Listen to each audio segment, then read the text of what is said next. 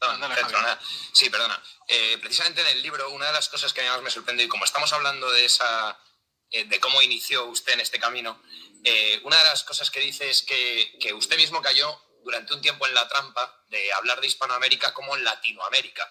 Y claro, varias veces en el libro se refiere, hace citas de otros autores, citas fabulosas, pero que cometen el error, déjeme decirlo de esta manera, de hablar de Latinoamérica. Y usted siempre lo pone, ¿no? En el comentario posterior dice: esta cita es perfecta si no fuera porque cae en el error de hablar de Latinoamérica y no de Hispanoamérica.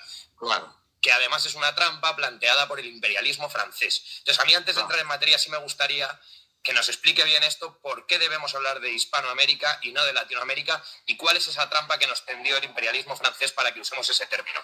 Bueno, para empezar, el primer equivocado fui yo. Uno tiene, yo como usted, como todo el mundo, uno vive su tiempo histórico, ¿no? Uno estudia en las universidades, uno no se escapa de su tiempo histórico.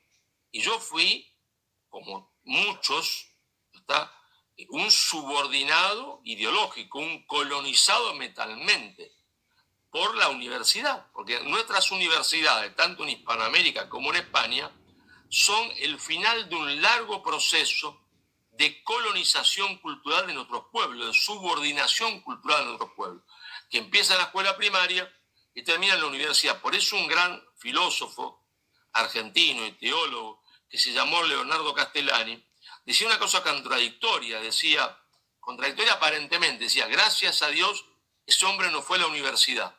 Y yo decía: ¿cómo puede decir eso usted, padre, si la universidad termina de formar al hombre? No, la universidad termina de deformarlo al hombre, porque la universidad está en manos de la hegemonía cultural anglosajona, a veces progresista, a veces liberal, pero siempre anglosajona. Y entonces, si nos retrotraemos nosotros en el tiempo, cuando se produce la división entre Hispanoamérica y la península, porque todos éramos España, entre los españoles americanos y los españoles europeos, el primer hombre que hace una declaración de independencia, un panfleto a favor de la independencia, es un hombre peruano, nacido en la ciudad de Arequipa. Arequipa está al sur de la capital del Perú, que es Lima. Y ese hombre era un jesuita que odiaba la monarquía borbónica porque lo habían expulsado de América. ¿Y él cómo titula su pedido de independencia? Fíjense, porque esto es muy importante. Él pide la independencia, pero el título lo dice todo. La titula Carta a los españoles americanos. Carta a los españoles americanos, porque españoles éramos todos, dice él, todos, americanos y peninsulares o europeos. Y hasta 1852 fue como nosotros nos denominábamos españoles americanos, la América española, Hispanoamérica, indistintamente, pero surge ahí, ¿no es cierto?, un fenómeno en Francia. Va en Francia a surgir un nuevo gobierno encabezado por el sobrino de Napoleón Bonaparte, Luis Bonaparte, que primero se hace presidente de la República Francesa, después disuelve el Parlamento y después se consagra emperador. Pero al mismo tiempo que eso acontece, hay un teórico que se llama Chevalier. Y Chevalier es un teórico ligado a Luis Bonaparte, no Napoleón el Grande, sino Napoleón el Pequeño, el segundo emperador, que dice: bueno, Inglaterra se ha quedado con la herencia española.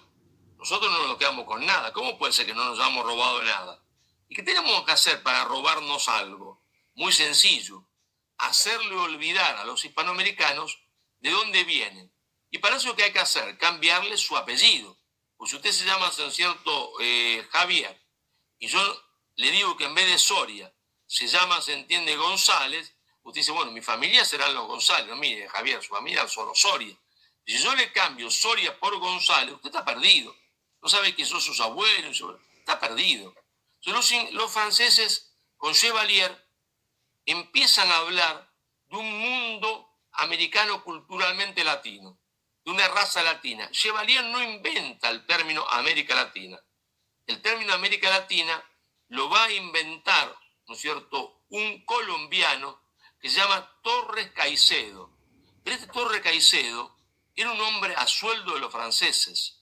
Es el primero que inventa el término América Latina. Estaba al servicio de los franceses que la primera vez que nombra el término América Latina lo hace una revista francesa pagado por los franceses y vivirá 20 años gratis en Francia pagado por los franceses. ¿Está? Yo eso lo explico acá. Acá lo tienen con lujos de detalle, fecha, día, hora, en que Torre Caicedo, ¿no es cierto?, hace ese trabajo a favor de los franceses. Pero claro, había una élite hispanoamericana, es decir, argentina, chilena, colombiana, que había adoptado la leyenda negra. ¿Por qué? Porque ellos habían traicionado a España y se habían aliado con el invasor inglés. Es decir, porque en realidad nosotros pasamos de ser parte de España a semicolonia de Inglaterra. ¿Cómo podían justificar su alianza con los ingleses? Admitiendo la leyenda negra. Si todo lo de España fue malo, es natural que nos aliemos con Inglaterra. Entonces, cuando Torre Caicedo toma e inventa el nombre América Latina, lo ven fenómeno, pero no logra imponerse. ¿Cuándo logra imponerse? Cuando después de la Segunda Guerra Mundial, los Estados Unidos, que ahora quieren hacer lo mismo que los franceses, heredar Hispanoamérica, dicen, esto que inventaron los franceses es tan fenómeno. Y ellos no lo lograron hacer. Nosotros sí. Y crean la CEPAL, la Comisión Económica para América Latina. Y todas las cátedras en Harvard, Princeton, se entiende, Columbia, Georgetown, empiezan a llamarse ya no más estudios hispanoamericanos, estudios latinoamericanos. Entonces, a partir de la Segunda Guerra Mundial, se impone el término Latinoamérica y la izquierda, argentina, colombiana, venezolana, tan estúpida como siempre, que se cree antiimperialista norteamericana, pero en realidad son preservativos de los norteamericanos, toma la denominación imperialista que ha creado Francia y luego los Estados Unidos. Entonces, cuando los supuestos antiimperialistas latinoamericanos usan la palabra en Latinoamérica, no saben, porque son preservativos del poder norteamericano, que están tomando un nombre inventado por el imperialismo francés y después, se entiende, promovido por el imperialismo norteamericano. Porque nosotros no nos llamamos latinoamericanos, somos hispanoamericanos. ¿Será esto bueno o malo? Mire, no importa. Puede haber sido mi madre buena o mala, mi padre bueno o malo, vamos a discutirlo. Capaz que fue bueno, capaz que fue malo, pero yo no soy, se entiende, usted podría decir Javier González, soy Javier Soria. Si mi papá fue bueno o malo es otro problema, pero soy Soria y no González, ¿está? No puedo cambiarme el apellido, porque fue malo o bueno, no, soy Soria, ¿no? Y nosotros nos cambiaron el apellido, ¿para qué? Para hacer olvidar, se entiende, lo que éramos. Don Marcelo, hay otra cosa que habla al principio del libro, y es sobre el mito de que la cultura católica y española es un mito muy extendido, supone subdesarrollo de los pueblos. Y usted explica en el libro que no, que eso no es así. Bueno, mire, cualquiera que... Porque siempre hay que ir de la realidad a la teoría, y no de la teoría a la realidad. Los muchachos van a estudiar en la universidad y encuentran profesores que le hablan de teoría y no de realidad. Y uno tiene que preguntarse, ¿dónde comenzó la industrialización en Alemania? En los sectores católicos, no en los sectores protestantes. Los sectores que se hicieron industriales en Alemania, que hicieron de Alemania una potencia industrial, la industria no nació en las partes protestantes, ¿no? En Prusia.